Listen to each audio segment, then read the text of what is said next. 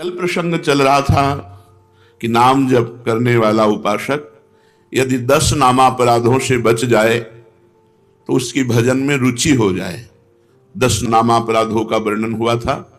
फिर प्रश्न ये हुआ कि यदि नामापराध बन जाए या बन गया है तो क्या उपाय है। तो उत्तर था कि हृदय में जलन हो और वही नाम जप किया जाए तो नामापराध का मार्जन हो। हृदय में पश्चाताप होना चाहिए कि मेरे से गलती हो गई और भगवान नाम जप किया जाए तो नामापराध का शमन हो जाता है। अब पूछ रहे हैं माला यदि नहीं रखता हूं तो नाम जपने में रुचि नहीं होती, संख्या से रुचि नए साधक को होती, नाम भूल जाता हूं।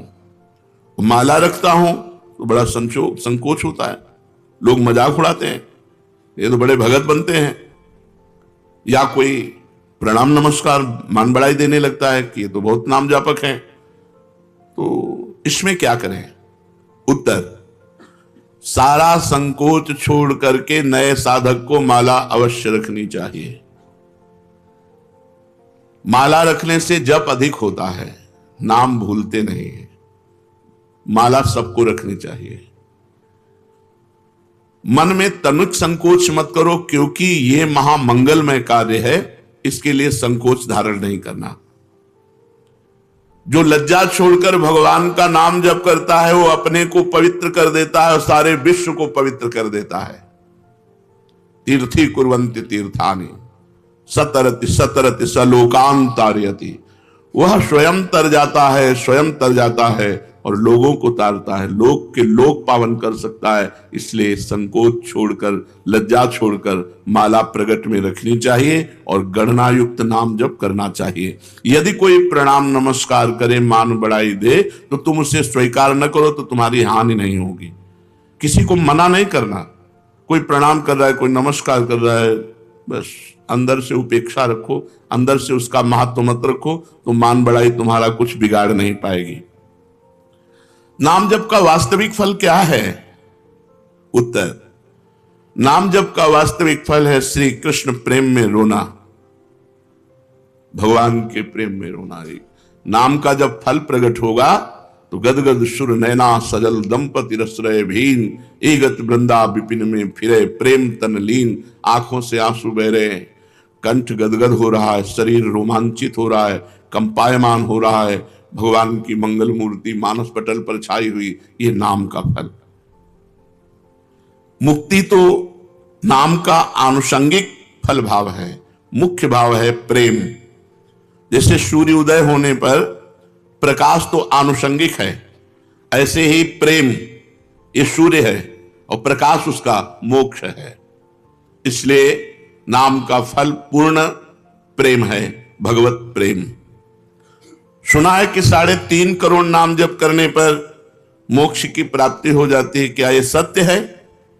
विश्वास करो, भाव करो, महत्व रखो, हो जाएगा। विश्वास करो, भाव करो, महत्व रखो, तो एक नाम में मोक्ष प्राप्त हो जाएगा। 3.5 करोड़ तो बहुत बड़ी बात है।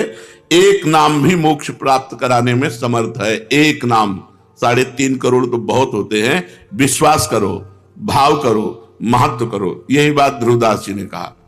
हित से आर्त होकर दैन्य भाव से एक नाम पुकार लो तो भगवान तुम्हारा साथ नहीं छोड़ेंगे। एक बार जिन नाम ली हित सो होए अति दीन, अति दीन हित सो होए। प्रेम से द्रवित होकर दैन्य भाव से भगवान को पुकारो तो एक नाम में भगवान तुम्हारा कभी साथ नहीं छोड़ेंगे। एक बार जिन नाम ली हित सो होए अति दीन, ताको संग न छाणहि ध्रुव अपनो कर लीन। विश्वास करो, भाव करो, महत्व करो, तो एक नाम से भगवत प्राप्ति हो जाएगी। एक नाम मोक्ष प्रदान कर देगा। 3.5 करोड़ तो बहुत बड़ी बात है। हाँ, कलि संतरणोपनिषद में लिखा हुआ है कि यदि नाम के 3.5 करोड़ आवृत्ति की जाए, 3.5 करोड़ नाम जब किया जाए तो शरीर छूटने पर वो भगवान को प्राप्त होगा। शरीर छूटने पर वो भगवान को प्राप्त होगा 3.5 करोड़ नाम जप करने। आपने बड़ी महिमा सुनाई, तो आप इतना बता सकते हैं कि आपको क्या लाभ मिला नाम जप से? आपको क्या लाभ मिला? मेरे को जो लाभ मिला, मेरी वाणी में सामर्थ्य नहीं कि मैं कह सकूं। हां, ये जरूर है कि असंभव को संभव कर दिया नाम ने। बस इतने बोले। मेरे को जो लाभ हुआ, मेरी वाणी में सामर्थ्य नहीं कि मैं वर्णन कर सकूं। हां, इतना जरूर कहता हूं कि असंभव को संभव कर दिया, असंभव को संभव कर दिया। महाराज, नाम जप करने वाला अंत समय में यदि बेहोश हो जाता है तो उसकी क्या गति होगी? बेहोश में तो नाम जप नहीं हो पाएगा। नाम जप जीवन भर प्रयास किया है, एक क्षण भी नाम नहीं छोड़ा है, वो अंत समय जब बेहोश होगा तो भगवान उसका नाम स्मरण बन जाएंगे। उस बेहोश की स्थिति में भगवान उसका नाम स्मरण हो जाए। एक भगत को हमने देखा, ललचाते हैं ऐसी मृत्यु हो जाए, अंगुली में काउंटर है, बिल्कुल आखिरी श्वास चल रही, ऐसे राधा राधा राधा, और मात्र 5-6 सेकंड में। ये है मृत्यु। मृत्यु का ये है महोत्सव। और मतलब जैसे नृत्य की मुद्रा में राधा राधा राधा राधा, और बस ऐसे चली गई। यदि कोई बेहोश हो जाता है और जीवन भर भजन किया है तो अंत समय भगवान उसका स्मरण बनते हैं और वो भगवान को प्राप्त होता है। आप कृपा करके बताइए कि नाम जप और मंत्र जप में क्या अंतर है? मंत्र जप में विधि की प्रधानता होती है। अपवित्र दशा में आप नहीं जप सकते, अपवित्र स्थान में आप नहीं जप सकते, अपवित्र भाव रखकर नहीं जप सकते। नाम में इसकी कोई नाम, अपवित्र पवित्रो वा सर्वावस्थांगतो पिबह यह स्मरेत पुंडरीकाक्षम सवायाभ्यंतरा शुचि। नाम उच्चारण करते ही वो बाहर भीतर दोनों जगह से पवित्र हो जाता है, चाहे अपवित्र हो या पवित्र, इसकी कोई विधि नहीं। कई जगह मंत्र को अविधि पूर्वक जप करने से हानि भी हो जाती है, लेकिन नाम जप करने से लाभ ही लाभ होता है। नाम जप करने से कभी भी किसी भी दशा में हानि नहीं हो सकती। क्या मंत्र का अर्थ जाने बिना, बिना भाव के अगर जप हो तो फल देता है? हर शब्द ब्रह्म है। वैदिक, तांत्रिक आदि जो भी मंत्र हैं सब शब्दात्मक हैं, उनमें अनंत शक्ति भरी हुई है। बिना समझ के, बिना भाव के भी जप करने पर मंत्र अपनी सामर्थ्य से उसका कल्याण कर देता है। हमने सुना है महापुरुष जन आज्ञा करते हैं कि प्रतिदिन 3 लाख नाम जप करना चाहिए। क्यों?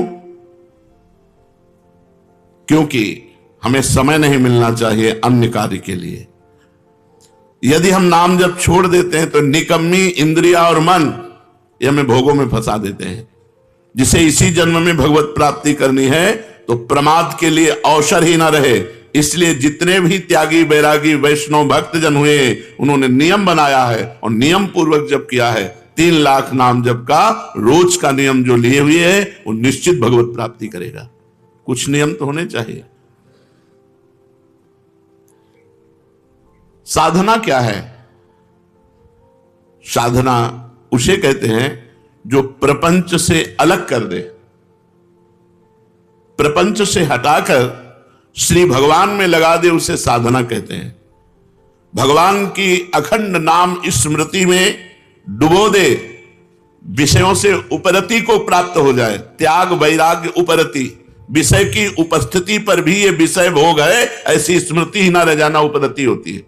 विषयों के प्रति रस बुद्धि है, विषयों का त्याग कर दिया, इसे त्याग कहते हैं। और विषयों के प्रति रस बुद्धि भी खत्म हो गई, उसे वैराग्य कहते हैं। पर उसको ज्ञान रहता है कि विषय है, लेकिन ये विषय है ऐसा ज्ञान भी न रहना, उसे उपरति कहते हैं, इसे साधना कहते हैं। इतना भगवान नाम जप करे कि विषय की उपस्थिति में भी विषय भोग की इच्छा ना हो, ये वैराग्य। और ये विषय है ऐसा बोध ही ना हो, उसे उपरति कहते हैं। ये साधना आगे क्यों नहीं बढ़ती? वहीं क्यों लड़खड़ाता रहता है साधक?